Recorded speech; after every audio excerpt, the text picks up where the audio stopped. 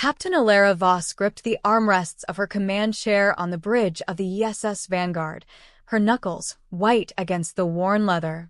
The holographic display before her flickered with red alerts, painting the faces of her crew in a crimson glow. The United Earth Fleet, once a proud armada of over 200 vessels, had been reduced to a ragged formation of 30 ships, clustered in a desperate defensive perimeter around the planet's orbital stations. Beyond them, the void of space swarmed with the enemy, the Zorathian swarm, an insectoid hive-mind empire that had swept through the outer colonies like a plague. "Status report," Alara barked, her voice steady despite the knot of fear twisting in her gut.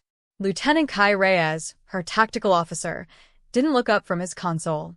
"Shields at 12%, ma'am. We've lost the Orion and the Polaris in the last barrage. Enemy cruisers are closing to within 50,000 kilometers.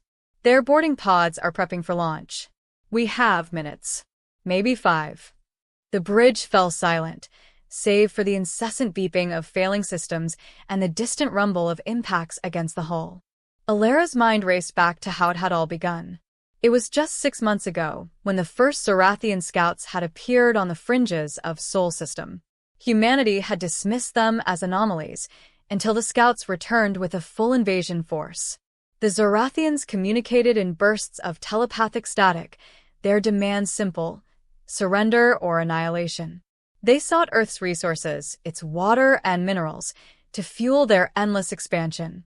Alara had been a rising star in the United Earth Navy, a veteran of the Titan skirmishes where she'd earned her stripes fending off pirate raids. But this was different.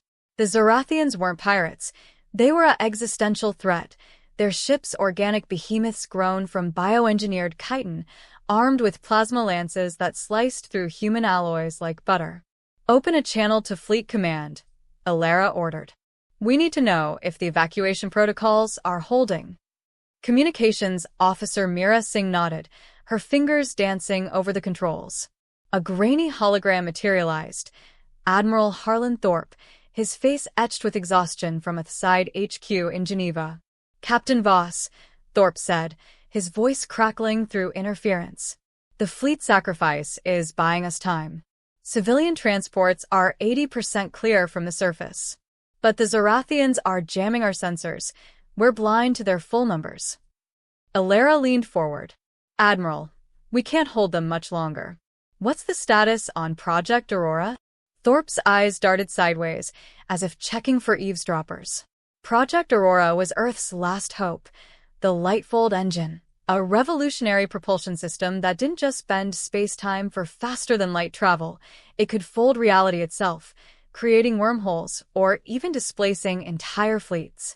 Developed in secret by Dr. Lena Novak and her team at the Lunar Research Facility, it was untested on a planetary scale. Activating it risked tearing a rift in the fabric of space, potentially dooming Earth as much as saving it. "It's our only card left," Thorpe admitted. "Dr. Novak is prepping the engine now. But the power draw, it's immense. We need the fleet to draw the Zorathians away from the activation zone near Luna." Alara swallowed hard. "Understood. Vanguard out." As the hologram faded, a massive tremor shook the ship. "Incoming," Reyes shouted. A Zorathian dreadnought, its hull pulsating like a living heart, unleashed a volley of bioplasma. The Vanguard shields flared and collapsed, sparks flying from overloaded conduits. "Helm, evasive maneuvers. All batteries, fire at will," Alara commanded. The ship lurched as thrusters fired, dodging the worst of the assault. Laser cannons barked in response, scoring hits on the enemy's weaker flanks, but it was like chipping at a mountain with a spoon. Down on Earth, in the bowels of the Geneva complex, Dr. Lena Novak wiped sweat from her brow. The control room was a hive of activity, scientists and engineers scurrying between massive consoles linked to the Lightfold engine buried deep under the lunar surface. Lena, a brilliant physicist in her 40s with sharp features and a mind that outpaced supercomputers, had dedicated her life to this project. Inspired by ancient theories of quantum entanglement and string theory, the engine used exotic matter to fold space, allowing instantaneous relocation of objects, or, in theory, entire battlefields. Energy capacitors at 95%, her assistant, Dr. Raj Patel, reported. But the Zorathian interference is causing fluctuations. If we activate too soon, the fold could collapse inward. Lena stared at the holographic model of the solar system. The United Earth Fleet was a cluster of blinking blue icons, surrounded by a sea of red. We have no choice. The fleet has minutes left. Initiate sequence. Alarms blared as the engine hummed to life, drawing power from geothermal taps and orbital solar arrays. On the moon, massive pylons extended from craters, aligning to form a gravitational lens. Lena's heart pounded. This wasn't just science, it was gambling with the universe. Back in space, the battle raged. Alera's vanguard took a direct hit to the engineering deck, venting atmosphere. "Seal bulkheads," she yelled. Crew members scrambled, their faces masks of grim determination. Ensign Tara Voss, Alera's younger sister, assigned to weapons, glanced at her captain with wide eyes. "Sis, we can't win this." Alera forced a smile. "We don't have to win. We just have to hold."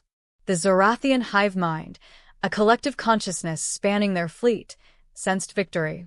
Through their queen's eyes aboard the flagship, they perceived the humans as fragile, divided beings. The queen, a colossal entity fused into the ship's core, pulsed commands, "Press the attack. Consume the world." Zorathian fighters swarmed like locusts, latching onto human ships and burrowing through hulls with acid mandibles. On the vanguard, Marines in powered armor fought back boarding parties in the corridors, the air thick with the stench of charred exoskeletons and human blood. "Captain, multiple breaches on Deck 7 through 10, Reyes reported. Security teams are overwhelmed." Alera activated her personal comm. "All hands, this is the captain. Fight for every inch. Earth depends on us." In the midst of the chaos, a young engineer named Liam Harper raced through the Vanguard's engineering bay. Alarms wailed as coolant leaked from ruptured pipes. Liam, barely out of academy, had a wild idea: reroute auxiliary power to the experimental shield modulator he'd been tinkering with. It was a long shot, but it might buy them precious seconds. "Harper, what the hell are you doing?" Chief Engineer Soto growled. "Trust me, Chief. If this works, we get a temporary barrier field." With trembling hands, Liam flipped the switch. A shimmering energy dome enveloped the Vanguard, repelling a fresh wave of fighters. The crew cheered, but it was short-lived. The field flickered, draining power fast. On Earth, Lena's team hit a snag. "Quantum entanglement unstable," Patel shouted. "The Zorathian psionic fields are interfering." Lena's mind whirred. The Zorathian's hive mind emitted low-frequency waves that disrupted electronics. She needed a countermeasure. Reroute through the neural dampeners. Use the AI core to simulate a feedback loop. Technicians scrambled. The AI, a sentient program named Orion, interfaced seamlessly. "Adjusting parameters," Orion's calm voice announced. "Stability at 78%. 85, 92. "Good enough," Lena said. "Activate the light-fold engine." The lunar pylons glowed, space around them warping like heat haze. A fold initiated, a tear in reality, invisible to the naked eye but registering on sensors as a gravitational anomaly. In space, the effect was immediate. The Zorathian dreadnought lurched as space folded around it, pulling it toward an artificial singularity. The hive mind recoiled in confusion, their collective thoughts fracturing. "What the?" Alera exclaimed as her displays glitched. "Sensors are going haywire." Reyes checked readings. "Captain, there's a spatial distortion forming between us and the enemy.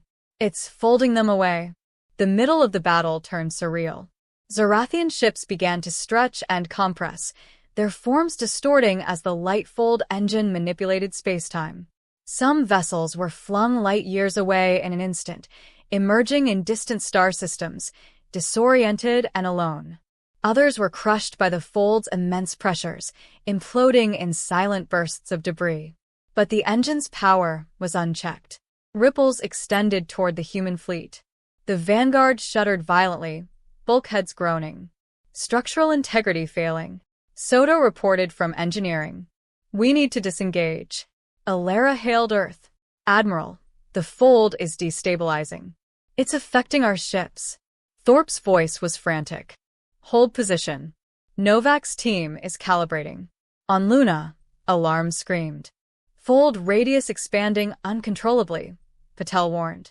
If it reaches Earth, it'll cause tidal disruptions, earthquakes, tsunamis. Lena's face paled. She had anticipated risks, but not this. The engine was overfolding, creating a chain reaction. Orion, calculate a containment field. We need to collapse the fold inward on the Zorathians only. The AI processed billions of variables. Solution found. Requires manual override at Pylon Alpha. Lena grabbed a pressure suit. I'm going out there. Doctor, that's suicide. Patel protested. No time. Seal the chamber. Lena suited up and cycled through the airlock, emerging onto the lunar surface. The pylons towered like ancient obelisks, humming with energy.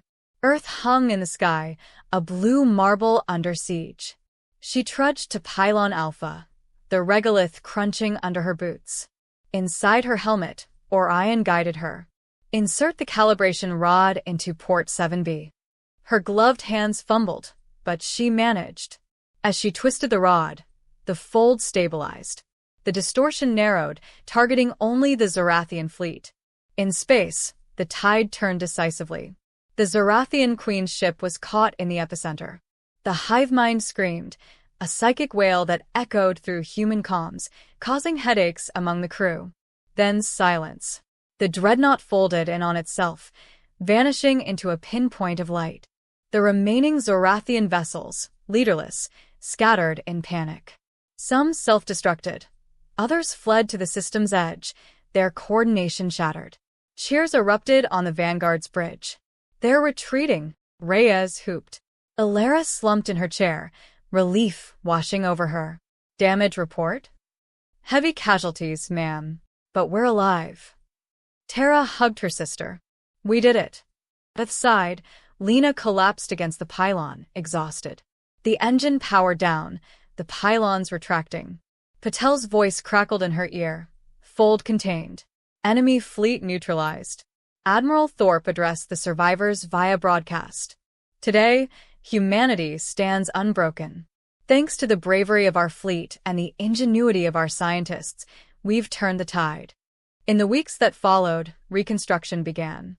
The Lightfold engine was hailed as a miracle, though its activation had side effects.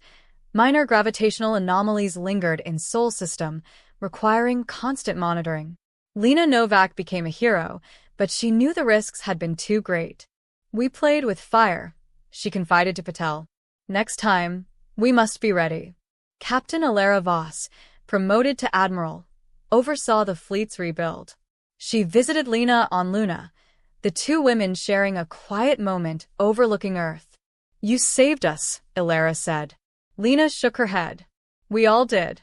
But the universe is vast. There will be other threats. Alara nodded. And we'll face them, with the Lightfold at our side. As the sun rose over the lunar horizon, casting long shadows, humanity looked to the stars not with fear, but with resolve. The fleet had minutes left, until Earth activated the Lightfold engine, forever changing the course of history.